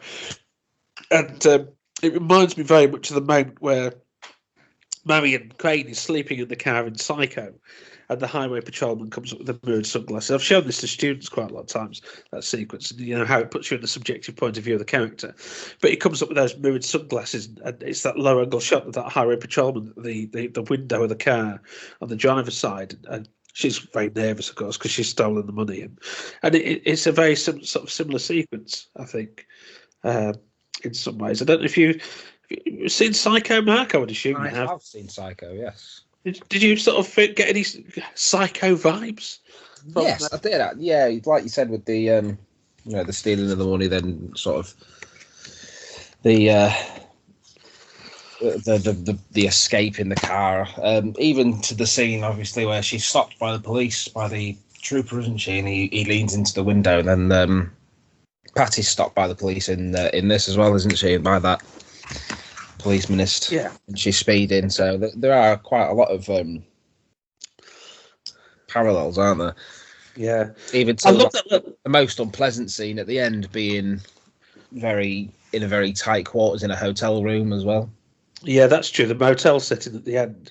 Yeah, she specifically says as well that it doesn't have a bath as well. It's got a shower. Yeah. I've forgotten about that. Yeah, that's a really good point. It probably draws more. That's what I'm looking for. More parallels to it than you originally suspect, don't you? Yeah. I should have asked about that, really, to be honest. Yes, I mean, I love that. Should have done. Yeah, I was a very naughty, very neglectful boy there. Yes. That highway patrolman, state trooper, forgive me. I mean, the sort of the police designations in America, I get them confused. But I think it's a great little performance. It's only very small, but it's such a memorable scene. And he looks at Patty's license, doesn't he? He says, "Oh, I've got family in Arkansas," doesn't he? is it True Blood or True Love? And she, I don't know any True Blood officer. She puts on that sort of wonderful, naive sort of accent, doesn't she? And I think that's a great moment. But I mean, I mentioned Detour, which I think was remade in the 80s, wasn't it? Remade in the 90s. I'm sure there was a remake of that. But that was the title of the student film by Colpaert, which this evolved from. And that was the first collaboration, Detour, this short film that Colpaert made when he was a student at the AFI, the first collaboration with Sinkovics. And Sinkovics actually described Delusion in the email to myself. Detour. Sorry, he described Detour as, quote, actually the first Delusion. It was short, but the story was similar. And then many years later, they had the chance to shoot the real movie with a good budget in '89. Colpaert said, Detour was a short we made while we were both students at AFI. Had similar ideas and character dynamics. And as I say, the evolution of this into a feature film script incorporated some work by Kurt Voss on the dialogue. And Colpaert said that Kurt was very instrumental in developing the dialogue for the film. And this interested me, actually, because it hadn't struck me before, but there was something about the sparkiness of the dialogue, particularly in those early scenes with Chevy and Patty and George. And how the sort of it bounces back and forth, and it reminded me of not of the reference point that Colpaert made in the email, but it reminded me of the script for Sweet Smell of Success, the Alexander McKendrick film with Tony Curtis and Burt Lancaster, very sort of rapid fire back and forth. Colpaert said the dialogue was very inspired by Harold Pinter, especially Chevy's bantering. Sorry, Pete. No, again, for me at the beginning, that element didn't gel for me. That Chevy was that sort of I'm a bad guy by saying innocuous things, but in a really sort of clearly I'm a bad guy sort of way, unhinged a little bit sort of thing. That banter was a little bit sort of, but again, once they met Larry, instantly the one-liners just seem to be gelling a lot more. There's a thing where Patty, I think she says, "Don't catch anything," when he goes into the lake, and he says, "Yeah, maybe a white shark." And again, it seems. And he's in his white duds. Yeah. That silly hat with the massive brim. Yeah, sorry, Pete. Carry on. But it seems to have found its groove by then, that those sort of under breath sort of one-liners, again maybe a bit long goodbye-ish, with Elliot Gould, but it's really working by then. I think at first it was again that Tarantino-esque sort of thing of witty dialogue for the. But before Tarantino as well, I think it's worth sort of pointing out, isn't it? Sorry, Pete. No, it's all right. But I think it became a lot more sort of settled in a little bit later into the film, after half an hour or so. Yeah, I mean, Colpaert also said that the film was shot almost as a play with desert landscapes as a backdrop, and you kind of see that because there's a limited number of sort of locations, isn't there? Really, once you get to the desert, there's the car, there's a gas station, there's the motel, there's Las Vegas, but it's got this almost play-like structure, I think, and you can sort of see that, I think, in many ways. Again, very influenced by Pinter's work. But yeah, I think like you said, particularly that when Chevy and Larry encounter each other for the first time, we presume for years, and one of them says, and I forget which one, says, "You can take the guy out of the city," and the other one finishes that. So it's almost like a double act. You can't take the city out of the guy.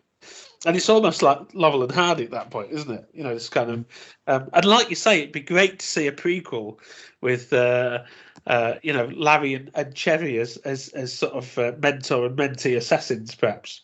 That'd be quite interesting. I mean, in terms of the production, did you dig up anything about production?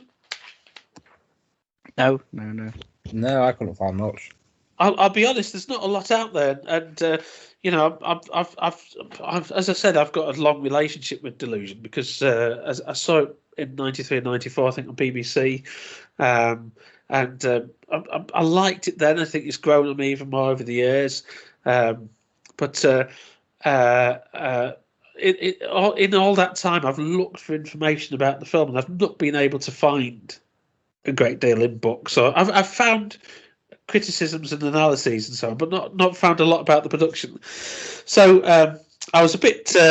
I don't get starstruck easily. Done a lot of interviews, but I was a bit sort of starstruck when Colpaert emailed me out of the blue, because Sinkovics sort of passed my email on. So I was quite starstruck when Colpaert emailed me, I have to admit, because I like this film so much. But apparently it was shot over 5 weeks, according to Colpaert. 4 of those weeks were in Death Valley, and there's 1 week in Vegas and LA. The budget was $750,000. And one of the questions that I did ask was how sort of economical was the shoot? You know, was there anything that was any material that was shot that wasn't included in the final edit? And the answer that I got was that the production was economical. You know, no material was excised in the edit. You know, pretty much what was in the shooting script was what you see on the screen, with some, as I say, that fight scene, some amendments in the shooting, some slight amendments, but there's no sort of scenes dropped. The only amendment really was a reshoot of the ending, and maybe that's a good point to talk about that, really, because you know, that ending, that Mexican standoff, was revised slightly. After production wrap, there were 3 months later, there were some reshoots, or not reshoots, but some new material shot for the resolution. And that footage, as I can understand, showed Chevy's demise in his final monologue, where he delivers that sort of moment where we realise how. Well, I think we know how unpleasant he is already, but he says. To George, he says, the first one is always the hardest. I remember my first. The look on her face. We realised that the first person that he killed was a woman, of course. He says, it gets easier, George. It does. It's business. It's nothing personal. And you know, I do believe that was the material that was shot a bit later. Sinkovics said that, quote, the film, the ending of the film was reshot 3 months later with a different ending, the one that you saw. It cuts from a shot on George, which was shot on December 1989, to Chevy 3 months later in March 1990. And then it continues. Said one of the difficulties there was the lighting match, of course, because he's going from one season to another season. But it's not obvious on the film. I mean, I wouldn't have guessed that. I think, you know, that ending was revised. There was new material sort of added later on. And Colpaert said the film always had an open ending. We were going to end it with a Mexican standoff and leave it at that, but it felt too open of an ending, so we added the last couple of minutes where George shoots Chevy, and George kind of becomes Chevy at the end of the film. And I think, I mean, I don't know if you kind of got that, but you know, Colpaert says that you know, George becomes Chevy at the end of the film. They became each other, and that transference of identity that you get between George and Chevy in the film's final sequences. I don't know if that was something that sort of struck you. I wouldn't say it struck me as a transference of identity. It did sort of show me, well, not show me, but I did think about sort of George's character development in terms of how far he'll go for money. Yeah. I mean, he's not necessarily intentionally shot Chevy, has he? Because you could argue that the gun went off in the struggle. That's true. But there's still an intent there, wasn't there? He still pointed a gun at someone and threatened their life, didn't he?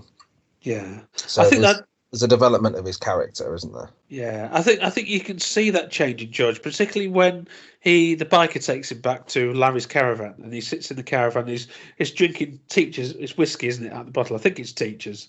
And he's sort of plotting his revenge, and you can see George changing there. Sorry, Mark. No, I'll just clear my throat. Oh, okay, sorry. Pete, I don't know, that sort of development of George, that he becomes like Chevy in the film's final sequences, does that strike you, or? I was trying to think about it whilst you were talking about it. I don't know. If I think if he does, it's definitely already in there. You know, because I think he's drawing something out that's already in his character. Yeah. I mean, he's not the wisecracking Chevy. You know, he's the potential to kill. He wants his money because Chevy says, "Whose is that money?" And he says, "It's not yours." Interestingly, he says it's not yours, but he doesn't say it's his. Yeah. I mean, it reminds me a bit of. I don't know how much you're familiar with William Friedkin's films, but that's the theme that you get in Friedkin's pictures. You know, in the French Connection at the end, where Popeye Doyle sort of runs off into the distance and he sort of becomes the one with the prey. To Live and Die in LA, 85, I think that was, where at the end of that, John Pankow becomes William Peterson's character. He sort of dresses the same. He wears these cowboy boots, and he's been a straight-laced copper till that point. And then he becomes the sort of the rogue, hard-boiled, cynical cop that William Peterson, who's been killed. That's a massive spoiler for To Live and Die in LA, actually, because it comes out of nowhere. But I love that film. At the end of Cruising, Friedkin's Cruising. That's a different film. Friedkin's Cruising. I don't know. I'm thinking pruning. I've got some pruning to do in the garden. Friedkin's Cruising, where Pacino becomes the killer, and that weird moment at the end of that picture with his girlfriend. Nancy Allen puts on the sort of the leather hat and that kind of thing, and also, of course, The Exorcist, which is a different genre, but where Damien Karras, Father Karras, takes the Pazuzu out of Reagan. He sort of says, "Come into me," doesn't he? At the end of The Exorcist, and the demon leaps into Karras and he jumps out the window, doesn't he, to sort of exorcise it once and for all. And there's that sense in Friedkin's cinema of characters at the end, sort of antagonists and protagonists becoming blurred and overlapping, and this reminds me a little bit of that, of those Friedkin films. And Colpaert said, quoting, "The idea at the end is that Chevy enjoys this, is become each other. They almost start dressing the same. George becomes Chevy, become an alter ego of each other." And I think that's foregrounded for me. Talk about the evolution of Patty, but she makes that very astute comment later on. She's been quite naive up to that point. She mispronounces the Leaning Tower of Pizza, she says, doesn't she? And she's mocked for this kind of mispronunciations. Sorry, Mark.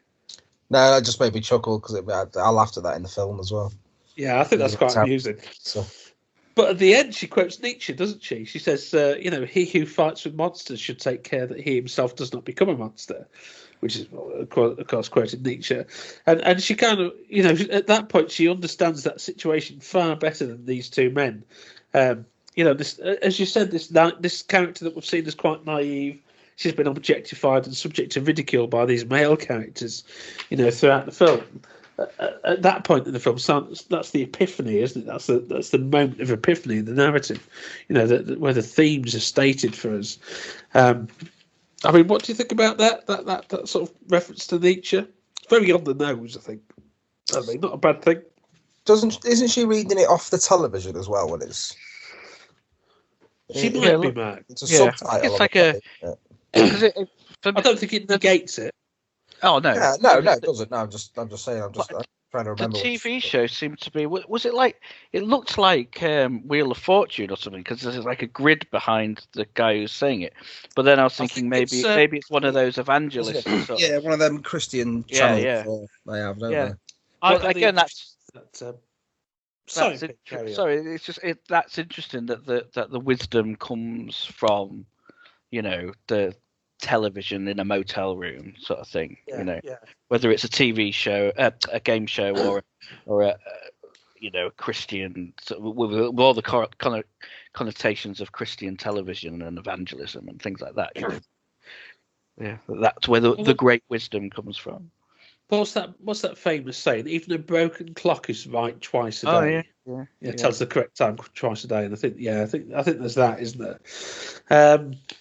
I mean, in terms of going back to the production, we've got most of this was shot in, as I say, Death Valley, Nevada desert. Colpaert said the biggest challenge for the production was the lack of sunlight, since the shot in November, and you can sort of see that. I mean, having made short films, been on the sets of those, you can sort of see that lighting matches are a nightmare. So you can imagine sort of that being difficult. And Colpaert says that at the same time the US Army was setting off underground bombs in the desert not too far from where we were shooting, so there were lots of vibrations. And there's a smiley face on the email, but I think that the idea of that is, these sort of nuclear bombs and these vibrations is to me that's terrifying. But that's speaking from a very British perspective, I think. Yeah. There isn't an explosion down the street every 20 minutes. No, exactly. Yeah, I mean the worst we get are the tornadoes flying over, aren't they? And well, I was going to say, I was telling Tammy that there was an air show once in Cleethorpes, and I was walking the dog on the field at the end of our street, and is it a Vulcan or something? The big bombers from the Cold War, the triangle. Oh, yeah. One of those was flying, and it was far enough away that it was silent, and. Yeah. Because I had an older brother that was delighted in tormenting me, he reminded me at every possible opportunity that we were going to die in a nuclear holocaust at any moment. And just seeing that, and just your head in the 80s, Mark. You won't know this, but there's a threat of nuclear annihilation. It was we did. Did you practice that at school, Pete?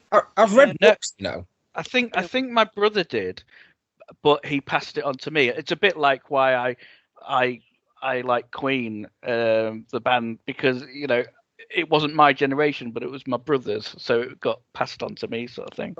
I remember sort of if the bomb drops, hide under the desk, and there's those sort of leaflets about when the wind blows, kind of. When the wind blows.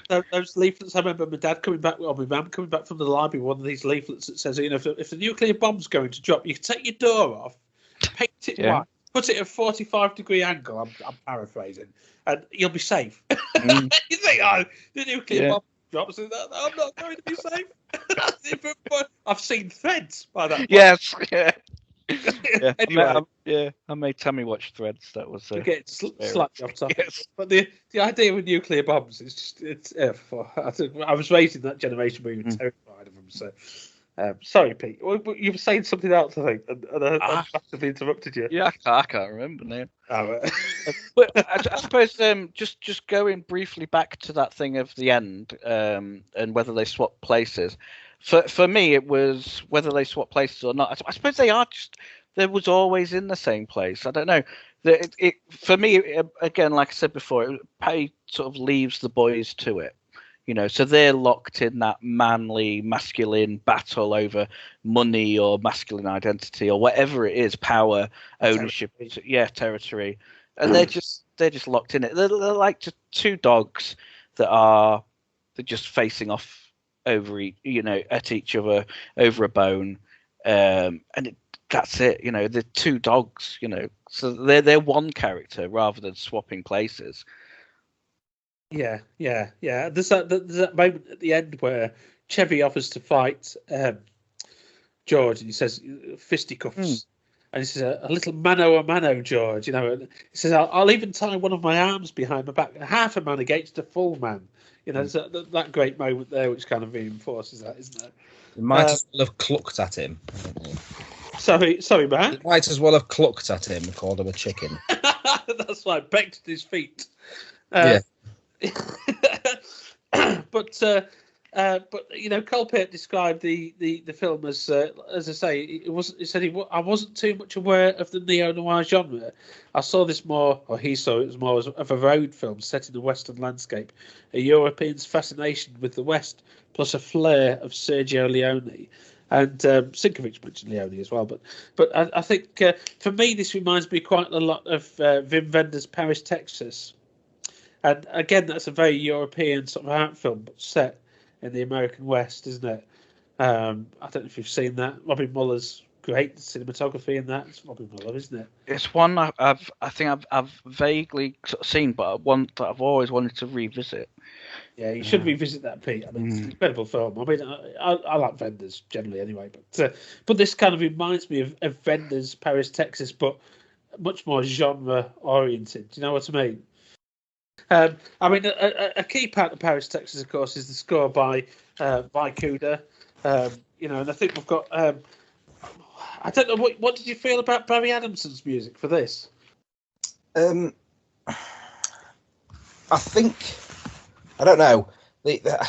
For me, it sounded like It felt like the music was supposed to add maybe tension in the little stabs where it comes up.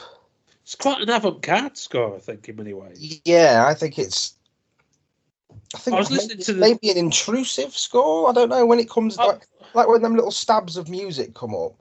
Yeah. I don't know, I just find that they distract me a lot, I think. Yeah, again, that moment with Patty looking out the back window, you know, that reflect. I think that echoes what you're saying there as well, Mark. That.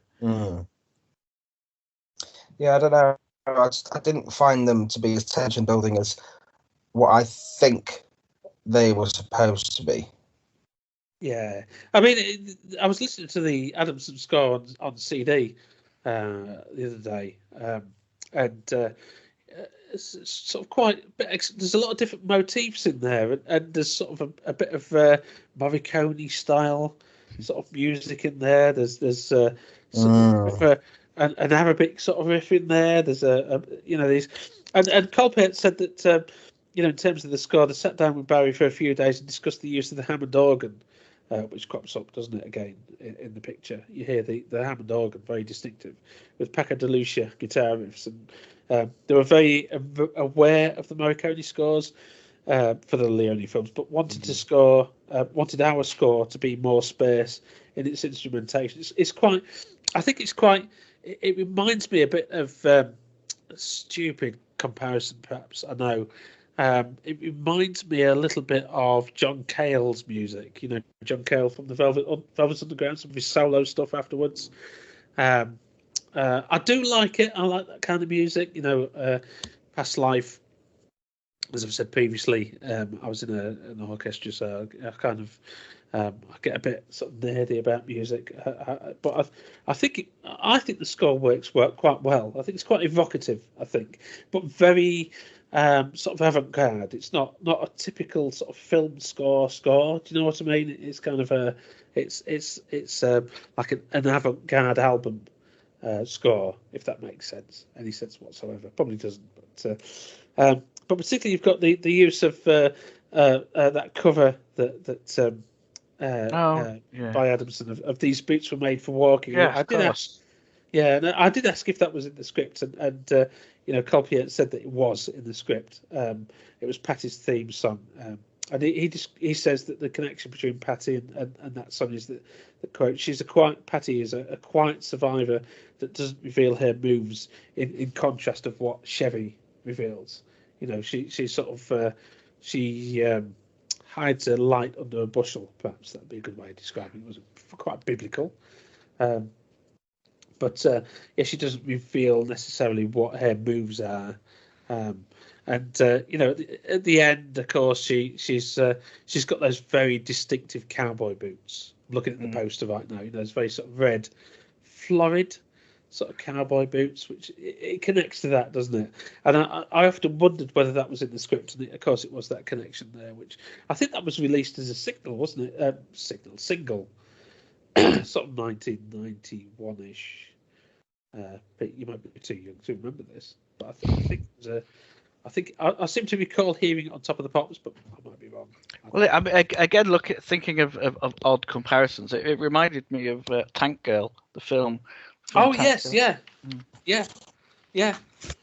I mean, I sort of I asked Sinkovics about the photography of the film, and Sinkovics said that making the lighting consistent was the biggest challenge for the exterior scenes, the Death Valley scenes, and also the tight space inside the car. And he says, I think I used a snorkel or periscope attachment shooting over the dashboard to get those sort of in-car scenes. Those shots, though, because a lot of the movie is spent on that sort of really tight shot of them in the car. I think that helps to that. More than anything, I think that's what makes the movie so tense in places, doesn't it? Because they're all squashed together in this little car, and the camera's in there as well. It's very claustrophobic, isn't it? Yeah, it's very stuffy and claustrophobic, and you can tell they're all hot and getting on each other's, on each other's nerves a little bit. But no, I quite liked those shots where it's just them in the car. Yeah, I mean, I got quite a lot of the film as well, didn't they? Yeah, I imagine it's hard to sort of keep that dynamic and not make it too static. And Sinkovics manages that really well. I think that sort of single sort of location. The cat. Sorry, Mark. Well, they switch places a lot, though, don't they? Where each they do, in. So Do you know what it reminds me of? And I probably showed you this when you were studying. Was the that sequence in Jaws? Where you've got the three characters. And you've I didn't pay attention in any of your lessons. But the move around, you've got obviously Robert Shaw and Roy Scheider, and help me, Pete. Hooper. Hooper. Dreyfuss. Dreyfuss, yeah. Sorry, I do apologise. Richard Dreyfuss never listened to this, but you've got those three characters on the Orca, and they sort of move around, don't they? When the ship first sets sail, and it reminds me a lot of that, and how sort of. Butler and Spielberg made that visually interesting, and I think Sinkovics and Colpaert do something similar in Delusion, because you've got them moving around the car, and some of them, at one point Patty's driving, at another point George is driving. Patty and George bickering behind, Patty and Chevy bickering behind George. Then later on, it's kind of Chevy and George bickering as Patty's driving, and then. You've also got these canted angle, these Dutch angle shots as well. And I think managing to make that sort of limited sense of that limited locale, that limited sort of setting, visually interesting. I think the film does that very well, and particularly through the use of the widescreen as well, which kind of again reminds me a bit of Jaws. But the way that you can get all three of them in the frame at the same time, and Delusion was shot on Super 35, which is a bit of a I don't want to say dead format, because most celluloid is considered a dead format these days, of course, with digital photography. But Super 35 is a 3-pair format, which enables the final image on the negative is sort of about 1.78, 1.75 to 1, I think, in terms of ratio. But Super 35 is designed to be matted to 2.35 wide in the cinema, but you can also unmat it, present it open for full frame TV, which again is a dead format these days, isn't it? But when I first saw Delusion on BBC, late night BBC TV, and then on the American VHS, it was in 4:3. It was full frame. The version that you guys would have seen is the 2.35 widescreen version, which was sort of a TV broadcast, same as a Laserdisc. But there were lots of other films shot around that era that were shot in Super 35. Speaking of Tarantino, I think Reservoir Dogs was shot in Super 35. Terminator 2 was shot in Super 35. Black Rain was shot in Super 35. So it's quite a popular format, because at a time when filmmakers had an eye on both the theatrical release, widescreen theatrical release, and TV or VHS release broadcast, it's quite a convenient format for that, because, like I say, you could mat it to 2.35 for the cinema and then open it up for to 4:3 for TV. But Sinkovics said that the Super 35 format was chosen for along with Agfa negative for mostly budget reasons. But both Sinkovics and Colpaert like the widescreen format because that sort of fit the desert landscape. There's a great quote from Fritz Lang in, I think it's, I'm getting a bit obscure here perhaps, but in Jean-Luc Godard's adaptation, Le Mépris, from the novel Contempt, sorry. The Jean-Luc Godard film Contempt, which is a sort of behind-the-scenes film from the Alberto Moravia book, Moravia, who wrote The Conformist. But there's a great quote by Fritz Lang in that film where he says he's sort of played himself as a filmmaker, and he says that widescreen is only good for snakes and funerals, I think, which is a sort of a wonderful line about sort of widescreen photography in films. But I think it works very well in the context of the desert in this. That sense of widescreen to get those three characters in the frame in the car, the widescreen desert landscapes, and so on and so forth. Watching the 4:3 version on television's got a very different impact. But Sinkovics said that they didn't have anamorphic widescreen. That wasn't affordable by the budget. But Sinkovics also said that shooting in Super 35 is great fun because the aspect ratio leads to interesting compositions and blocking, but it has a tendency to show grain when it's projected on the big screen because essentially you're sort of blowing up a crop of the negative for cinema exhibition. But when you're shooting a film in Super 35, you have sort of two. I think the ground glass viewfinder, I think, would have the 4:3 version and the 2.35. So you have to sort of make sure they're both safe, if you like, for both of those formats. But like I say, the film's been rarely seen in that widescreen version, other than the Laserdisc, and I think maybe a TV version on American TV. Over here certainly it wasn't shown in cinemas. Over here it was in the UK. The first time, I think the first public sort of exhibition would have been that BBC broadcast. And Colpaert said that the film had a great festival run and had a theatrical run in the States. He said, we should definitely convince Sony to do a widescreen Blu-ray transfer. He said the film looked amazing in the theatre. And I watched the film on the projector at home, and it does. I think the photography is really good. I think it's beautifully shot. Sinkovics said, I mentioned the Laserdisc in the email to Sinkovics, and Sinkovics said that the Laserdisc version made it buy a bigger TV because of the proper widescreen ratio made it too small to watch. And if you imagine, probably, again, Mark, you're too young, you're a whippersnapper, but, back in the day, those 4:3 TV sets, watching a widescreen film on them was quite a challenge, wasn't it, Pete? You probably will attest to this. These days with the sort of widescreen 16:9 sets, it's not so much of a sort of a difficult thing, but yeah. And I asked about the storyboarding, and Sinkovics said that Colpaert had a very specific visual idea. He says, I think it was storyboarding. Sinkovics says, I always prefer it to be that way, to be storyboarded. Sometimes he makes his own storyboards. But there were a lot of changes on the set, basically, because they had to figure out how to block and cover the scenes on the day. You could call it freeform in that sense. But he says the dialogue was very much written and kept that way. So the dialogue is very much what you see in the shooting script, apparently. In terms of closing statements, does anybody sort of have anything particularly that they sort of leave an impression that they are left with by the film, perhaps? I think it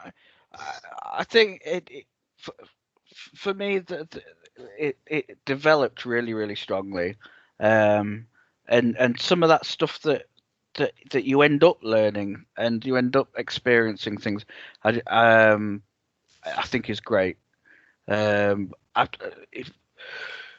Watching the first part of it, I was thinking, why is Paul making us watch this? But no, I think where it ends up is really, really interesting. Yeah, I think there's an evolution. I think particularly, like we say, in terms of Patty's character, I think which makes it quite interesting. And I think, I would end on that great quote from Chevy, towards the end of the film, where it highlights that theme of I suppose what you call toxic masculinity these days. But he says, going back to Robert Ardrey and the territorial imperative and so on and so forth. But Chevy says to George, why do guys scratch their balls, George? Because it itches or because it feels good? Mm-hmm. And I think that sort of sums up those two characters very well, and how Patty separates herself from that sort of environment, I think, and that mentality. And then, I didn't like that line, the ball scratching line, because I was sat with the wife and I don't want her to know why we do it. I think it's a mystery, isn't it? I think it's both the answer to that. I still, to this day, try and convince her it's because they're itchy. The women don't need to know that. Well, I'll tell you why, and you can edit this out. But the reason I was scratching my balls earlier this week was because my wonderful fiance put itching powder in my trousers. Yeah.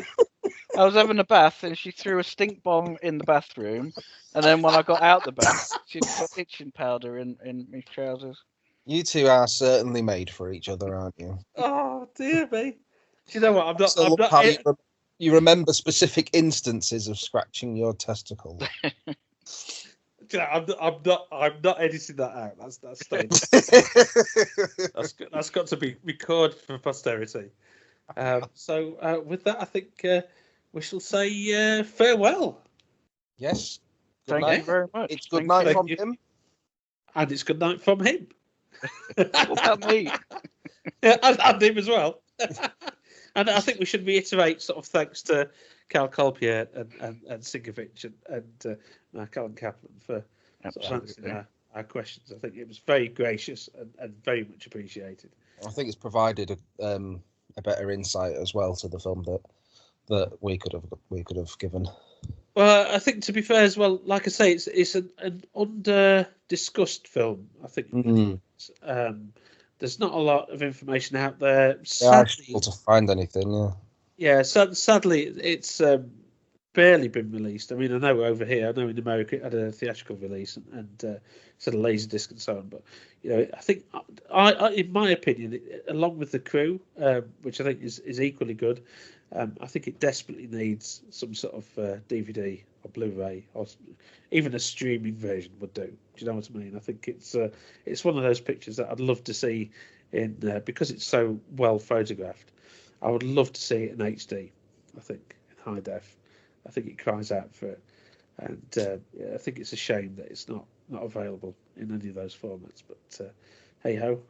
You should write a letter to your MP. Well, yeah.